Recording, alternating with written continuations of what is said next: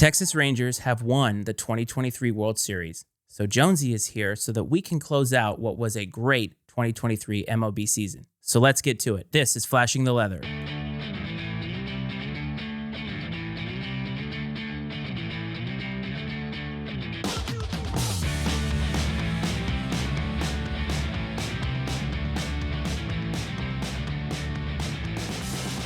Could just go full railroad and say, that's baseball, baby, right in the cold open. What's up, everybody? Welcome to Flashing the Leather, and I'm going to keep that in the feed because that was hilarious. Let's just go, yeah. Jonesy is coming here to take everything that we have done and bury it alive, kind of like The Undertaker last time. Remember last time you were here, we talked about the old Undertaker? I like when it goes off the rails a little bit. I mean, so for everybody that is eventually going to watch this, all six of you that is eventually going to watch this, I think that one of the funny parts about what we do that's different than what I think I do with other people is we generally have a good time because we're here. It's silly. It's not professional. And honestly, it's some of the more genuine content that I've put out because I feel like I am more myself. And so it's funny when you talk as the intro is playing, and I'm going to leave it exactly that way because it's great. Like, it's awesome. It's great behind the scenes to be like, I think we should railroad this whole thing. And people are going to be like, what in the hell was that? And I think that that's terrific. It makes it fun. You got to keep it. Yeah, I mean, I'm going to be myself on the show. So, well, you have to be. So they always tell you, for anybody who is an aspiring podcaster or an aspiring content creator, they tell you to be maximum yourself, like ramped up to 11 for all of those. What was that movie? Spinal Tap. Oh, yeah, Spinal Tap. Yes. For all of you Spinal Tap fans out there, ramp it up to 11. But it only goes up to 10. Exactly. And that's the whole point. Yeah. Is you're supposed to take whoever you are and be like a maximum character.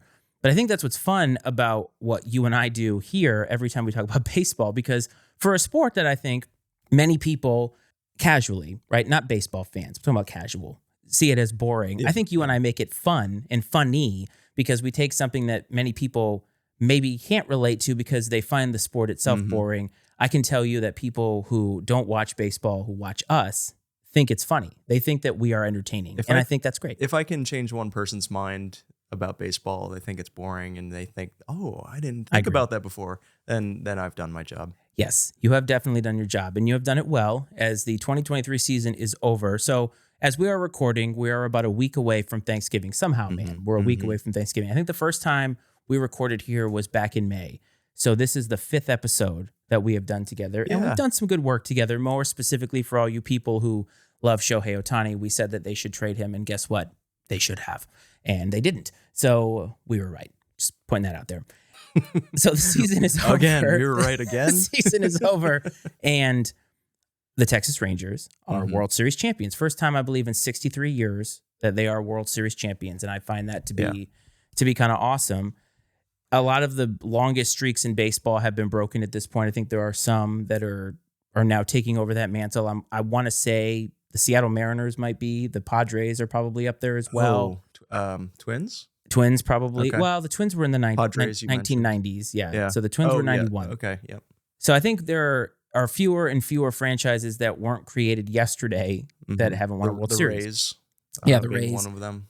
By the way, the Rangers is the old Washington Senators. It is. Yeah. Now, don't tell the Washington Nationals that. However, yes, you are correct. And whether we're local in the Washington area, we should know that. Yes. So the Rangers, I thought, were a cool story. And when I did some research, and I did an episode, 2 weeks ago of my own show, I did a monologue episode, and I talked about how the Rangers had started this build 2 years ago from the free agency moves that they had made 2 years ago now, which didn't make sense in the moment. I think that's fair to say. Yeah, it is. They lost, 110 games or 102 games or something like that 2 seasons ago. Laughing stock of baseball. Yeah, a sad team. Exactly. And now here we are 2 years later, and the pieces that they got, I mean, obviously with Simeon and Seager, who are both in the MVP conversation, which we're going to get to a little bit later. And obviously you add Jacob deGrom, who of course got hurt, and but a lot of young guys, right? And a lot of guys that when you sign them, Nathan Eovaldi to me is a perfect example of a guy that you sign and people say, huh? And he's your workhorse and the guy that you love in the postseason. He did it for the Red Sox. Right. Did it for the Rangers. I love that. I do too. And that I thought was the takeaway for the Rangers for me was that, number one, they were never going to be stopped in the postseason. They never looked weak, ever. They didn't. The whole time they were dominant, and they showed how strong they were. I mean, right from the get-go. It was a really remarkable postseason run for them. Yep. It really was. And then on the other side of that, you had the Diamondbacks, who 84-win team, barely made the playoffs. Like, if the Cubs can make one catch, the Diamondbacks don't win or don't get to the playoffs. But they get to the playoffs, and the whole point is you get in and you never know what's going to happen.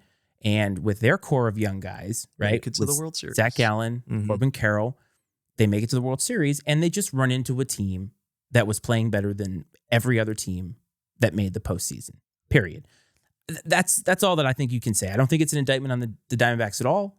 The Rangers were going to win the World Series in hindsight. And what about this matchup? A lot of people, and we haven't talked since the beginning of the postseason, but what about this matchup? We got Arizona and Texas. A lot of people hated it. They were like, well, it's bad for baseball. No, it's not. I enjoyed the matchup. I saw Arizona. Yeah, like some people thought they were a boring team, not worth watching, but they hustled. Yes. It was a young team, very athletic team. And honestly, they made a great run, and good for them. They'll stick around with that team. So you're skipping ahead a little bit to no. I think it's fine to talk about any time. So my stat was going to be that I believe this was the lowest rated World Series of all time. Okay, yeah. And I think that there's two ways to look at this. I think what you're speaking to is for baseball, right? I think baseball people love this. It doesn't matter to baseball people. If you're going to watch, which you were going to anyway, I was going to tune in anyway. Many people who would tune into this show were going to tune in, right? I think that it's fine. I don't think it really matters. But I think that for ratings, I don't know if it's fair to place the blame of the lowest ratings ever on these two teams, because you look at the data, it's been going down. And there's a myriad of reasons for that. Not all of them are baseball reasons either. Many of them are just, we in society don't do slow things anymore, which we're asking you to watch an hour-long show. I get that, but just bear with us. And so he'll make a clip for you. Right. Yes. Go to the shorts reel. You'll find everything you want to do in like 10 seconds. But the matchup itself, for MLB's perspective in terms of ratings and getting eyes on the product, wasn't what they wanted, because I think baseball does want there to be more eyes on the product. But I do believe that for baseball people, this was fun, because this represents, or it could represent, the future of the game for the next few years. There certainly are a lot of young players on these teams that could help do that. And I think we're both kind of right in the sense that the matchup was good. It just sucks, though, for me, that the World Series wasn't more exciting. You know what I mean? Like, Game 1 was exciting, yes, but it went into the 11th inning. Yes. I admittedly, I'm on the East Coast. I did not see that live. It was so late, and that shame on me, I guess. But I did. Neither. Sorry, but I did. I was following it when Seager tied it up. Yes. Can't even remember. It was Adolfo who won it, I believe. Yeah. In the 11th inning. Yeah. Now, so that was exciting, and that kind of set the stage for Texas, really. Yeah, it really did. But to be fair, though, Diamondbacks came back in Game 2 and stole. So you kind of thought it was going to be a better series. And again, it's not the Diamondbacks being bad. It's the Rangers, I think, just had that it factor. Yes. And they were able to overcome a lot in the playoffs, including Max Scherzer, who, I hate to say it, man, shell of himself. Wasn't 100%, obviously. He's been a shell. It's been obvious. We've kind of brought it up very early in the season. As soon as he looks bad, it's not coming back. It's over. No. And I think Texas used him appropriately, honestly. Oh, yeah. They gave him a shot to even start one of the games, but mostly he could be used in relief status. And that's, if he can stick around doing relief stuff, I mean, that good for him, and then bow out and get his. I'm thinking he's a Hall of Famer. Oh yeah. Not close.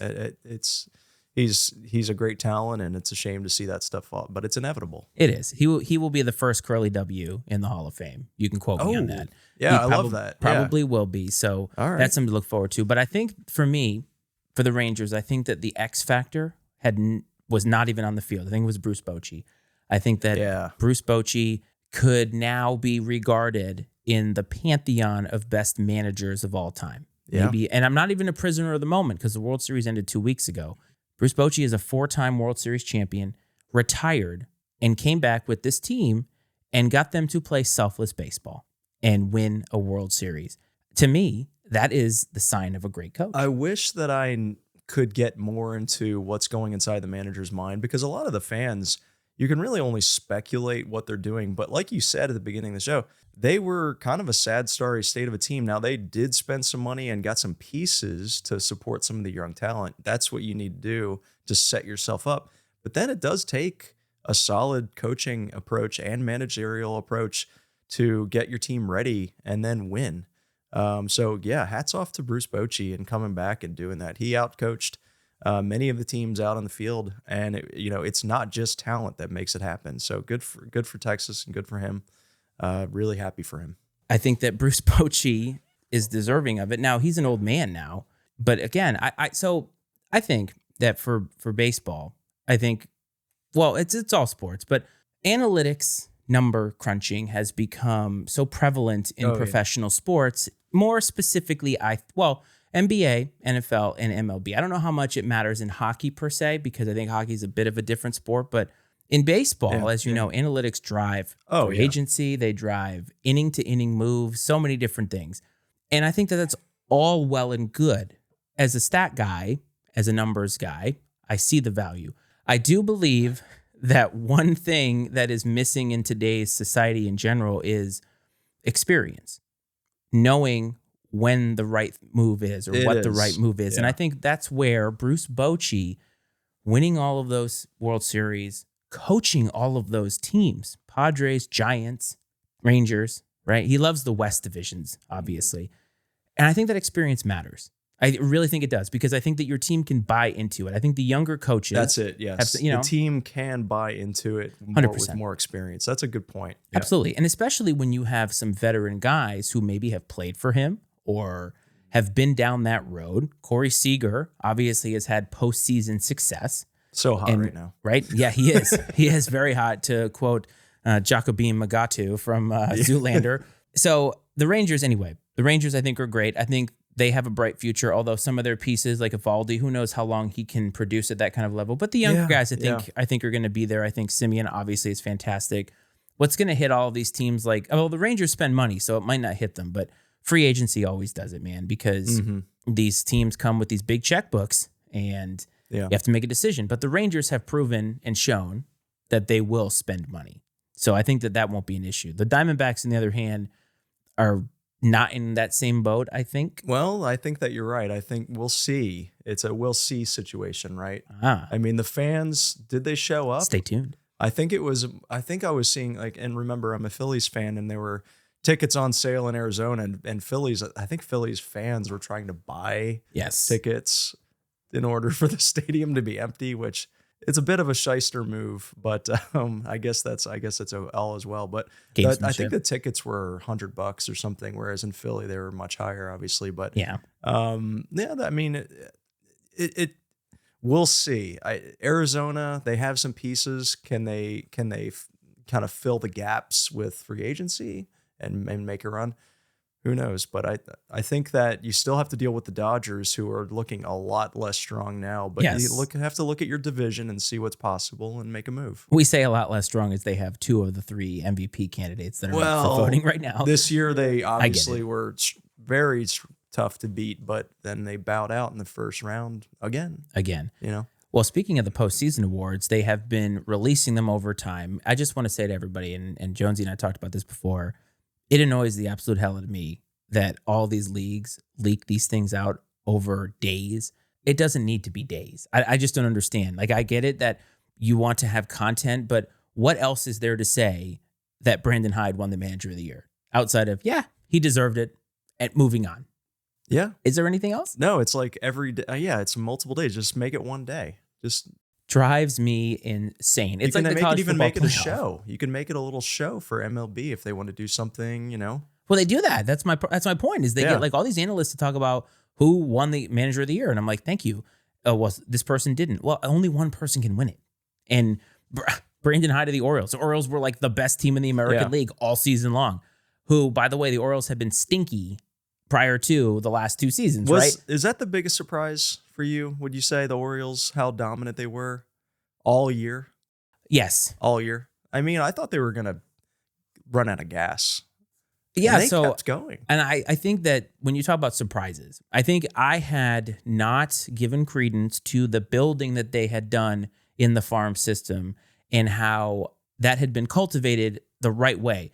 And that's not an easy thing to do, right? Because the Astros, remember, they tanked in order to be good. But think about all the guys that they hit on to be good. And that's not easy to do.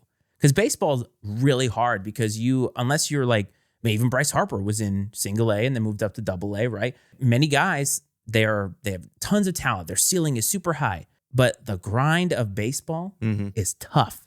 There's no guarantee when you get drafted in baseball at all. Nope. Whereas NFL, NBA, you're starting right away. Your dream is realized right there. So baseball, I think, is different in that way because so rarely does a guy never goes right to the major leagues. Very rare. You're right. Needs to be some seasoning.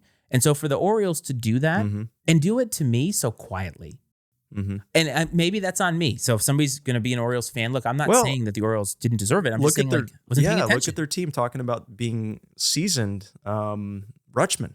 I mean, he came in as a rookie last year, and you're waiting for that sophomore slump. He ended up being a leader of the team.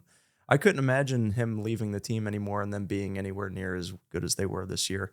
Gunnar Henderson, who you're going to get to. Rookie of the year. Rookie of the year, but I didn't feel like he was mashing all year. He turned it on, and it just never came. The hype was there, and it's always fun when the hype's there, and then he exceeds the hype. That's just really fun. So good for Gunnar, and like those two pieces on the team were just hitting all year. I got a chance to go to one Orioles game this year near the end of the season. I got to see Rutschman hit a home run. And that, by the way, that stadium is just so fun. It is. The atmosphere is ridiculous. It's top 5 still. Now, I will say I haven't been to every stadium nationally, but Camden Yards lives up to everything because it has an old feeling and it still feels like it was built recently. Yeah. Because it's not old enough to have Fenway Park, Wrigley Field, all of those stadiums, even Yankee Stadium before it was demolished, which kind of makes me sad a little bit. They have earned and been grandfathered into having crappy facilities, if you know what I'm saying, right? Because they are historic. They're old. They're relics. Yeah, like the Vet back in Philly. Well, that was a different time because like all those cookie cutter stadiums, Riverfront, Three River, like, oh my goodness, but just plopping them all over the place. Exactly. Camden Yards broke that mold because it was built with actual character. Yeah. And it started the revolution of where we are now with stadiums. It's a total tangent, but it's worth it. Yeah. And I think stadiums now, though, struggle to capture what Camden Yards managed to capture. The thing that blew me away was, okay, you're watching the game on TV, you see the field. What I had never seen was the little this little courseways underneath where you buy your food. It looked like an old-timey baseball park, which is really super charming. And then they sell like mass-produced hot dogs that are delicious. You pick it up. You don't have to wait. The lines move so quick. Is it still you're SK? Just getting your food. Is this like SK hot dogs, something like that? They're like I think so. You got your like it's like an assembly line hot dogs, but it's delicious, and that's exactly what you want. Yep. You got your beer, you got your hot dog, you got your nachos, and it's like everybody's moving so fast. Everybody's friendly. I had a blast. Oh, a little bit of a segue here. I will say, so hypocritical of me, I have not been to a live baseball game in years, and some of that has to do with just not getting there. But now that my son is going to be 4, I think we're getting to the point where we might be able to do a little combined trip where I can take him. Sure. And if your kids are there, I'll never see him again. So that'll be perfect. Maybe right? We'll do one together. Yes, we can. So we go to about 3 or 4 games a year. I should do more. And so maybe that's hypocritical of me to be on a baseball podcast, but whatever. Who cares? Busy lives. Yeah, who cares?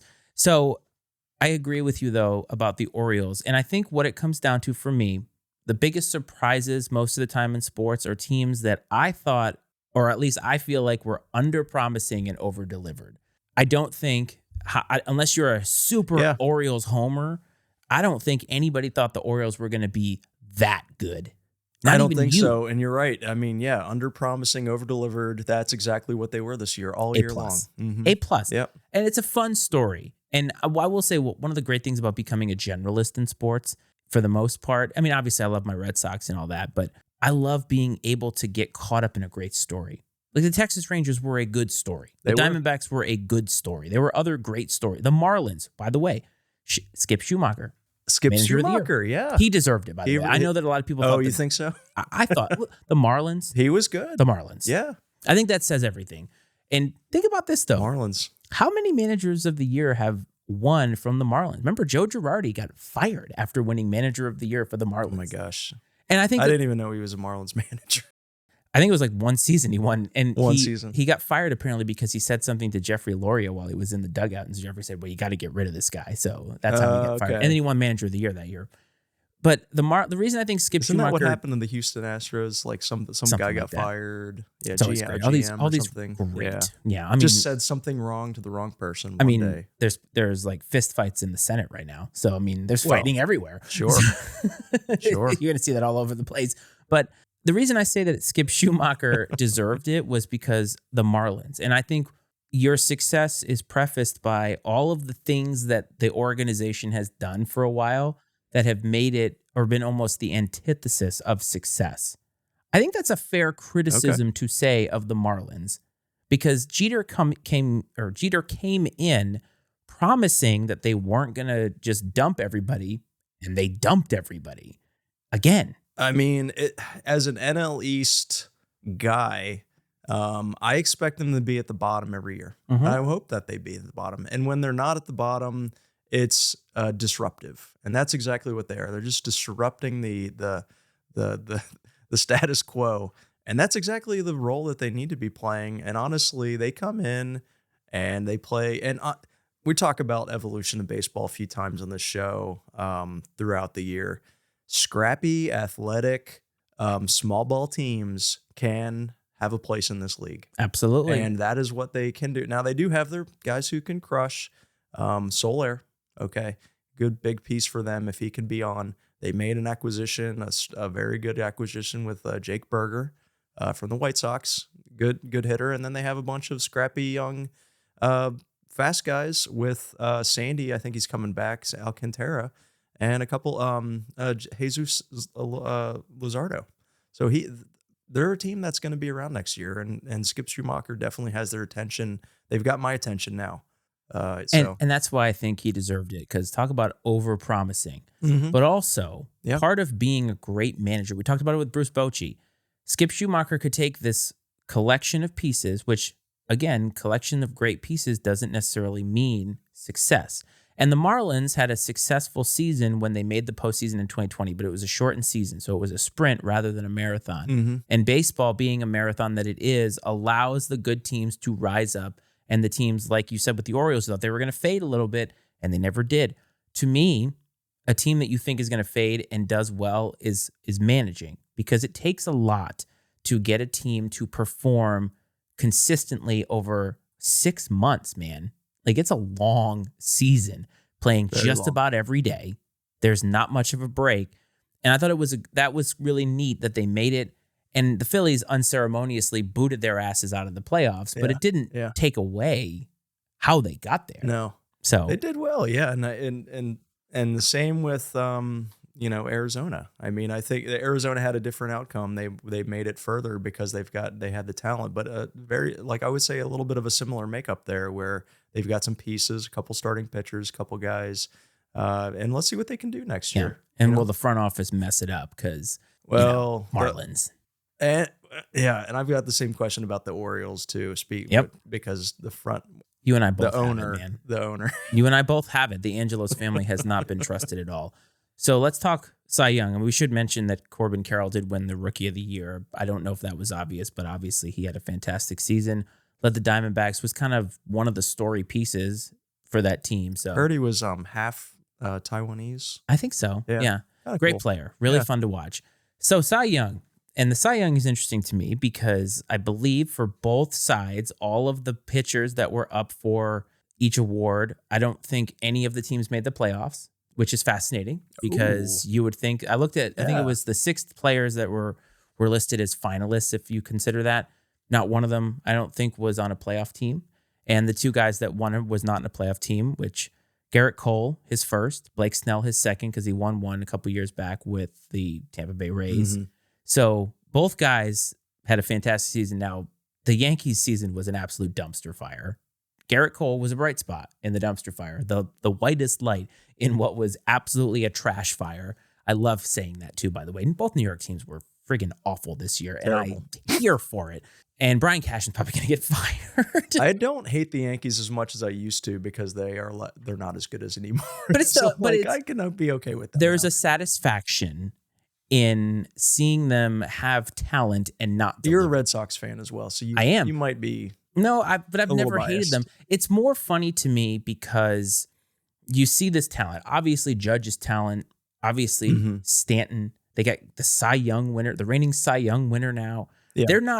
They're not lacking in big time talent, and they can't get it done. Yeah, and that is nice to see. And in the Boone era, things have consistently gone this way, downhill for everybody who's listening in audio, downhill. He continues to keep his job, and Brian Cashman continues to keep his job. We came here after the trade deadline and said that he was sleeping during the trade deadline again. And the fans are calling for his head. The fans are calling for Boone's head. I had a Yankees fan today tell me, he said, God willing, they'll both be fired. Imagine feeling that passionately, God willing. Yeah. invoking a deity to make sure that the manager and GM gets fired. A manager, and I mean, a GM who's who's been part of World Series champions. It's amazing to me because are you talking about Cashman? I mean, he's been a failure. He's been mismanaging the team for a while. Yeah, for a while. For a long while. Yeah, Garrett Cole is a bright spot. Hats off to him. Did he pitch a complete game in his last game of the season? I think I saw that. Oh my gosh, I'm really glad that he did that, and he's been a leader of the team. Yep. And he took a lot of criticism for having like sticky stuff last year on his hand. As a fantasy baseball manager, I was skeptical that he would even. I was skeptical he would even have that kind of year. So really impressed with the ability for him to have the ability to power through all season. And I like how you mentioned both of these pitchers did not make the playoffs. That's really kind of surprising because typically, historically, the Cy Young winner has always been kind of the guy who gets the most wins. Yes, but also, generally speaking, when you have really that just kind goes of to a show season, how bad your teams are. Well, so it comes down to like Blake Snell. If you were to take the Padres record when he pitched and look at their record when he didn't pitch, probably same thing with Garrett Cole, right? And it's fascinating because normally when you have a pitcher who pitches at that kind of a level, now keep in mind, the Padres and the Yankees both have spent massive amounts of money to have lots of talent around these guys. Yeah. So Garrett Cole, who they got in free agency, paid a lot of money for him. Blake Snell signed a big extension, I think. Just signed Judge, right? By the way. Just signed Judge. So both of these guys are not lacking in talent. And you know what? They're the kind of guys, now they won't do this, but I think Garrett Cole and Blake Snell could walk into spring training and look at the team and be like, I wasn't the problem last year. And have the hardware and walk around with it. Because they weren't the problem. Yeah. But I think you're 100% right that is something that I wanted to point out because it's rare. It's rare. I mean, King Felix won. He was 11-11 or 13-13, but that was because the team was so bad, right? The team was so bad. So when you look at this and you think, wow, okay, Blake Snell. Nice name pull. Yeah, right? Felix Hernandez, who I swear played like 40 years in the major leagues and is still 17. He looked like it at the end too. He looked like overweight, but what was his nickname? Like Miggy, you mean? Like Miggy, yeah. Like, what was that? That was mean. Well, he was a shell of himself. He had like the cornrows too. Yes. That didn't help it. No. King Felix was something else. I just remember when he came up and he was like 18 and just blowing guys away. Yeah. And I swear he was 18 for like 15 years. What the heck was his nickname? King Felix. Oh, I thought it was like Big Cat. I'm thinking it could have. No, you thinking of Andre Scalaraga? Yeah. Well, we can do nicknames another time. Off season, we can. That would be a fun one. Great nickname, Big Cat. I like that one. King Felix. Yeah. By the way, speaking of nicknames, I did post something for you on Facebook, and it was the '95 Indians. And I said that it was the best team, probably one of the best teams to never win a World Series. And Jose Mesa was their closer. And I said, Joe Table. What a great nickname. Setting the table. That's right. That way. Da-da, there you go. There you go. So now that leaves us with MVP, which I'm sure at some point while we're recording this, they will have it on here. So Ohtani, Seager, Simeon, good Lord. Ohtani, Seager, Simeon, say that again, in the AL. Acuna, Betts, Freeman are the three in the NL, who I think you could pick any one of those guys. I won't really have much of an argument, but I think if you're not going to pick Acuna, you better come with some real reasons why you're not going to pick him. Personally, it's because I don't like the Braves. You and your subjectivity. But realistically, I'm kidding. Acuna mashed this year, but I think his true value on this race is his stolen bases. Yes. How many did he get? Like, was it 50? So yeah, I think it was up there. Yeah, 50. I couldn't recall the exact number, but it was a lot. Let's put it that way. It was record-breaking territory in some respects for those of us playing the home game. Yeah, I mean, it hasn't been touched in a while. No. So anytime he got on first base, he's already able to get to second and possibly third very easily. Keeping him off the base paths is your key. When's the last time you can think of a guy who was that dangerous?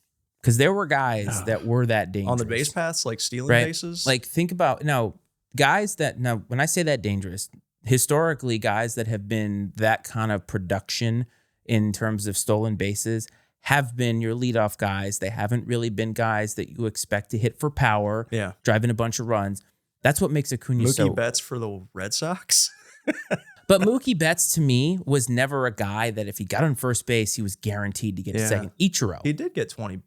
Right? Oh, Ichiro, yeah. Ichiro, for sure. Ichiro, yeah. Good. By the way, Ichiro can still match at 50. Rookie of the Year and MVP, yes, I believe. 2001, on that Mariners team that nobody remembers because they got just ousted by the Yankees, who were in dynasty mode at that point. So I just think Acuna, for me, the stolen bases, I think because it's such an intriguing part of a game for a guy who, if you took that stat out, you look at the rest of it, I mean, he's with every other power hitter, right? Still in it, amazing. Yeah. So when you take that, 50, I remember, I think one time in the summer, and I was like, wait a minute, did I read this? He's a 40-40 guy? Yeah. And you're like, yes. Like, when did I fall asleep and wake up and that was a thing? I totally missed that he was that incredible. He could have had more than 50. The stolen bases kind of got by me. I wasn't following it that closely, but until I noticed in about August, I'm like, wait a minute, what the heck is going on? And then he could be a 40-40 player. And then I started paying attention. And that's when things started getting crazy in Atlanta, where they just started winning a game after game after game. The clip in which you couldn't winning. Stop them. I know. So the MVP, though, I think that the committee will do anything that they can to give it to Ohtani, because I think that here we go. And I just no. I just mean that, like, if there is a guy who casual people know, it's Shohei Ohtani, I think, right? Because I think what he's doing, and we've talked about this before, the love affair that I have with Shohei Ohtani's baseball game, and he is doing things that nobody's really done. Yeah. In a very long time. Very long time. And so I think that it's not a conspiracy that they're going to try to give it to him, but I think that if he's in the discussion, it's difficult not to give it to him because of that fact, because people know who he is. Like Corey Seager, fantastic season. Simeon, great season. Casual people don't know who they are. I feel like I want to see... I think all of us want to see him on camera, like getting the award and like breaking down and crying like a Japanese player will. And telling us he's not re-signing with the Angels. Oh, but no, I remember when he tore the UCL. Yes. And it was it was heartbreaking. Nobody could disagree with that. But, and he was done, but he was still batting. I felt like he was still going for the MVP. He's like, I'm trying to do everything I can here. And I don't know what, I disagreed with that right away, and we talked about that and covered that extensively. But, it almost like the amount of passion he has for the game, the fact that he pitched lights out this season and batted. I think he's actually a better batter this year. Yes. So much better. So, I think he should be. And I've talked to people that are like, no, hands down, he is the best. And that's when that's it. And it didn't matter. And Corey Seager was second place at that time too, and it almost just didn't matter because the rarity of having those pitching stats. Yes. So. Again, I think Now you're going to get into a territory with him if he continues this kind of production that you can't give it to him every year. But Right. when you and I recorded our episode about Mike Trout and about him, we hit the YouTube algorithm because he was having at the time, and we didn't even realize it. It wasn't even planned. He was having a historic month of June. Remember? It was insane. We're big Ohtani fans here. We're 100%. really angry at the Angels, though. Oh yeah, We the hate the Angels. Angels. No, a separating. I want to like the Angels, but they mismanaged.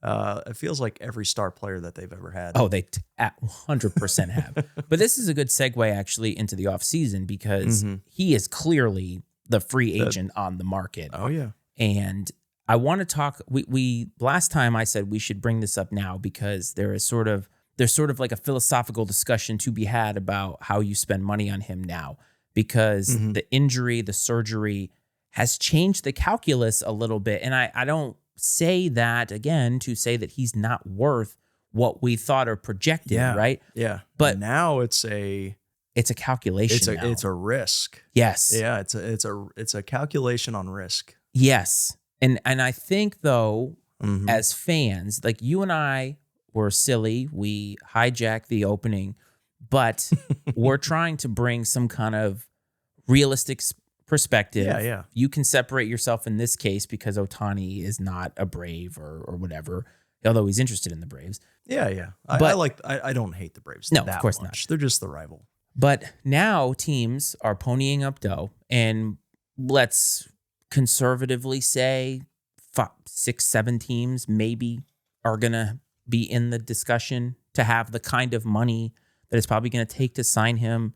And so out of those 6 or 7 teams, they have to realistically look at, are we signing the guy who played in June or are we signing Bryce Harper? And that exact good comparison. Yeah.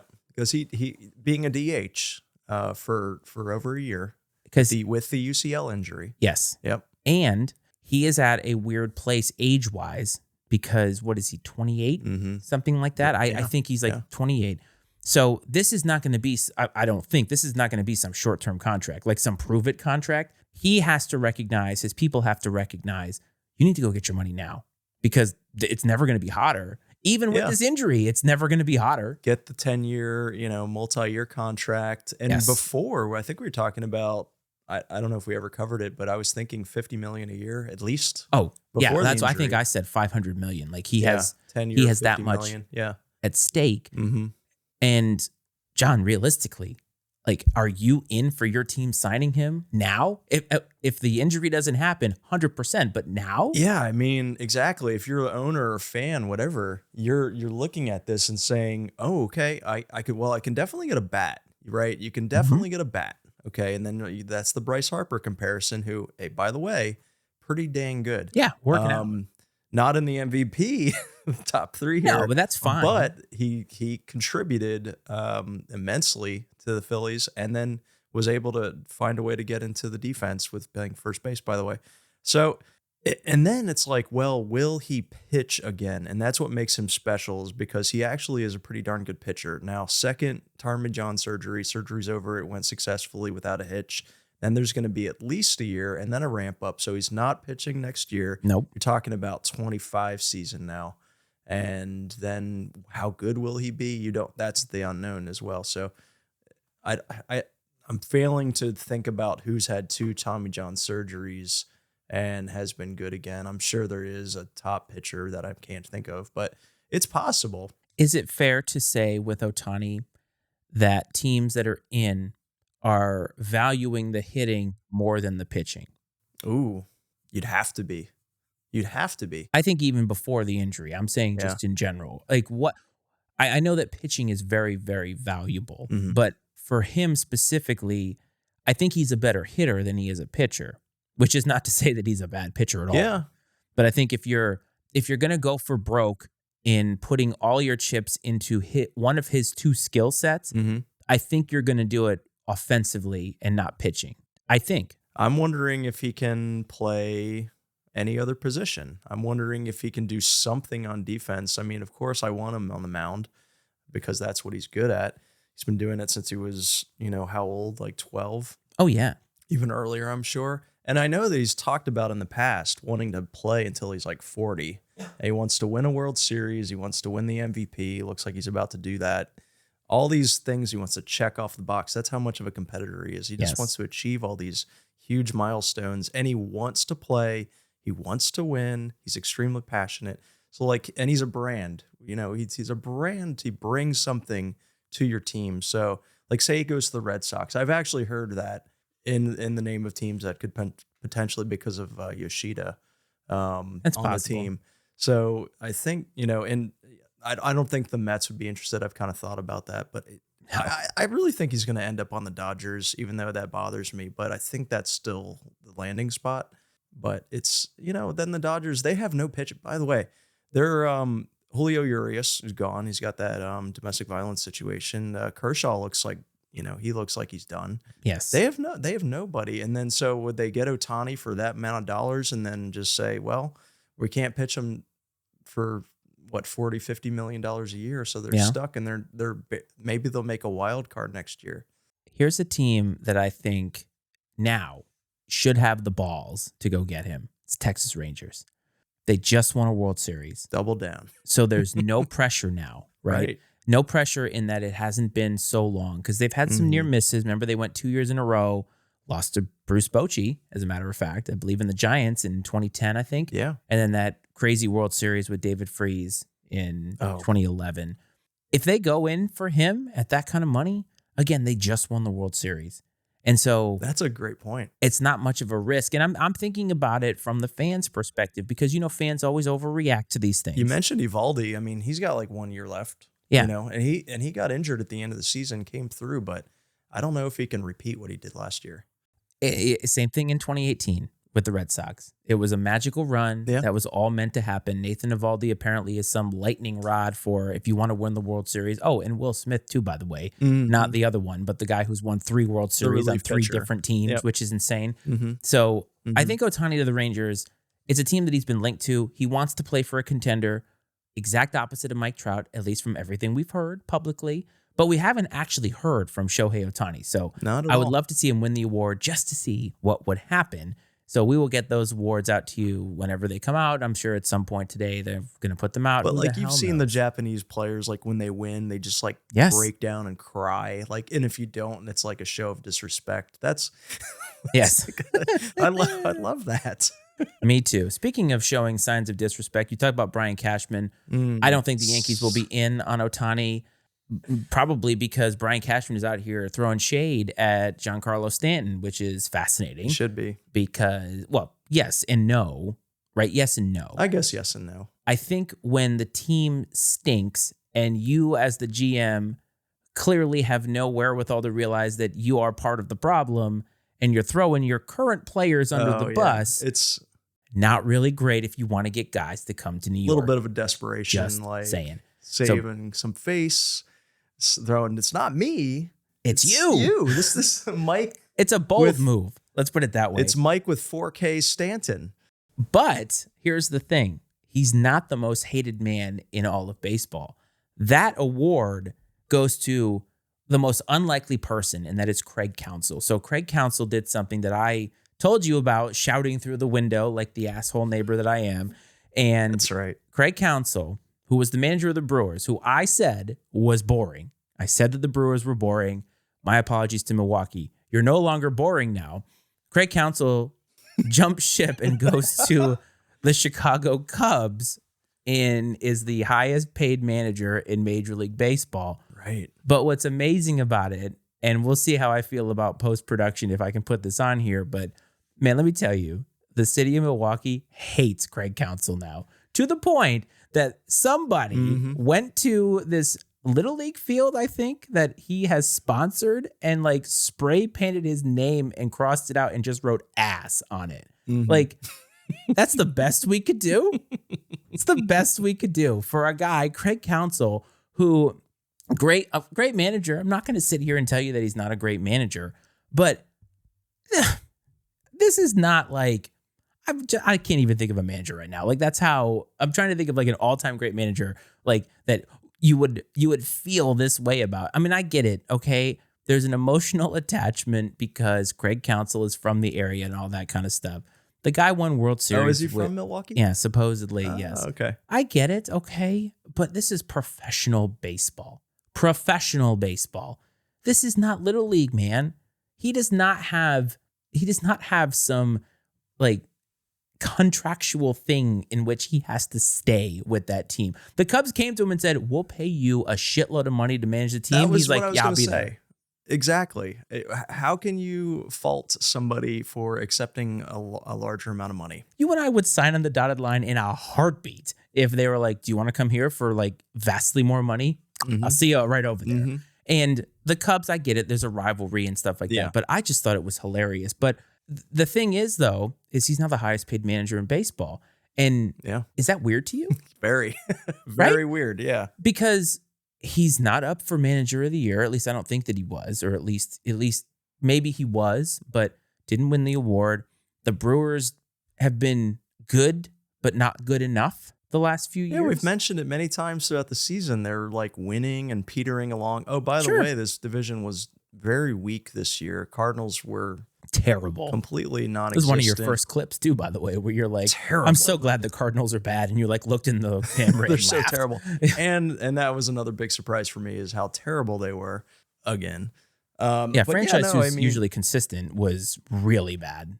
Yeah, really bad. And the Cubs were making a run, and they showed that they want to win. Didn't make it. Cincinnati was kind of in the mix. They were all a little bit mediocre though, and so the Brewers were kind of the winner of the mediocre division. And not to say that the division is always mediocre and it's a great division, but this year they were, and good for Craig Counsell.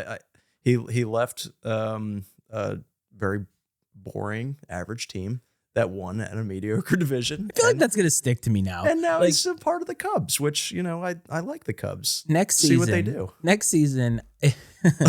Listen, okay, I'll do the Chris Russo thing. I will, okay? If the Brewers win the World Series next year, the next season when we continue this show, will have to wear a Brewers jersey every single time we record. I think that that's fair. But I think we agreed that some of the Brewers jerseys were actually not bad. Oh, as long as it's the pinstripe one, I'll wear it all day. Yeah. Yes, but I'm just saying, I feel like this is going to stick to me. Like at some point, this take is going to come out and bite me in the ass. Let's see. How many likes can we get? I didn't even say that they were bad. I just said that they don't move the needle for me and that they're boring. Craig Counsell, again, not a guy that moves the needle for me. I can't explain it either. I agree with you. And like we've said, we're casual fans. We want to see these things, and like we're just casual fans. We don't understand the allure of the Brewers. Oh, man, I'm not sure anybody does. This might be a running joke. So if this was broadcast live in Milwaukee, it is no longer broadcast live. We're probably everyone on that in Milwaukee, but hates us. Let me tell you something. This thing that we've done for the last couple of months has been immensely fun, and it's not coming to an end permanently. It's just the baseball season is over. Many people are thinking about football and basketball and other sports, but baseball always comes back. Pitchers and catchers always report around my birthday in February. And so who knows? We could, find ourselves in the middle of January, jonesing for a little bit of baseball talk because free agency will still be happening. Long gone are the days where guys sign at Thanksgiving like they used to. A la Kurt Schilling, who I think signed with the Red Sox that Thanksgiving night. John and I will be back to talk about this stuff, but I've had a good time with you. I told you this before. I'll tell it to you here on air that our interactions are some of the most genuine, and I have a lot of fun. Rarely do you just kind of strike lightning in a bottle chemistry-wise with this, but it's nice to talk about a sport, again, that sometimes is difficult to put a little pizzazz into, but I think we just proved today by alienating the entire Milwaukee County that we can do it just like the best of them. Maybe they'll change my mind, Maybe they will. And that's the thing. Hope springs eternal. Play with a chip on your shoulder, Milwaukee. You might earn our respect. Hope springs eternal every single year. I can't think of a better way to go out than that. But before we do, we're going to hit you with some of the social media stuff. If you want to find anything that we're doing on I&C Sports, TikTok, Facebook, Instagram, X, Twitter, whatever the hell it's called, If you're watching on YouTube, hopefully you've subscribed. But if you want to listen to it in audio with all the other stuff that we do, Iceman and Coach, you can find it on Apple, Spotify, all that good stuff. And if you're some of our audio listeners and you want to see our faces and see us laughing and see me clear my throat like a complete amateur, well, guess what? You can go to the YouTube page, I&C Sports. So, of course, as here in the middle, Matty Ice Media Network, all the other podcasts that we have, John will be back here at some point. He may even be back here with a shorter version of himself to talk about maybe some baseball cards. I do have all those baseball cards sitting up here that we need to go through. Sure. And so maybe there'll be a little reveal party and you have a champion 8-year-old in your home. So there are still a lot of baseball things that we could talk about. But for now, that's right. We're going to shut it down. So obviously, happy Thanksgiving or whatever you call it. Happy Turkey Day, whatever that you call it next week. Happy holidays to everybody. But John, do you have anything that you'd like to say to everybody before I assume this is your last appearance in the year of our Lord 2023? Thank you, Matt. It has been a fun year.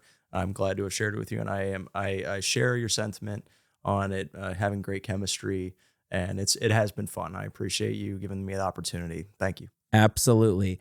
And I hope this finds everybody well. Hope this finds everybody safe, and we will see you next year. This is Flashing the Leather. That's baseball, baby.